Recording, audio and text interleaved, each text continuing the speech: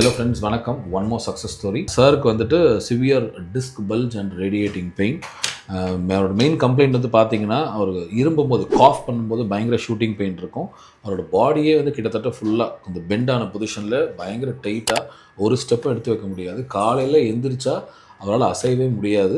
இப்போ கிட்டத்தட்ட நம்ம வந்துட்டு ஃபுல் ட்ரீட்மெண்ட் பண்ணி முடிச்சிருக்கோம். He is almost 80% better.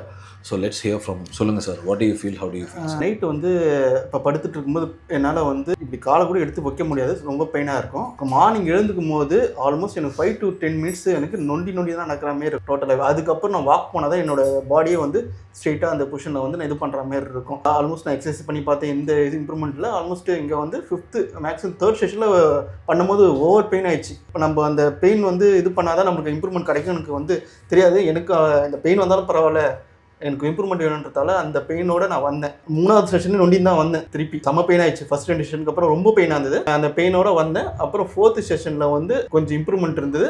Almost 6th 7th செஷனில் வந்து எனக்கு மேக்ஸிமம் வந்து ஒரு 60-70% இப்போ வந்து ஓகே, நோ ப்ராப்ளம். சார் சில எக்ஸசைஸ் தான் சொல்லியிருக்காரு, அது கண்டினியூ பண்ணால் இதுவாக சொல்லியிருக்கேன். Thanks for coming. தேங்க்ஸ்.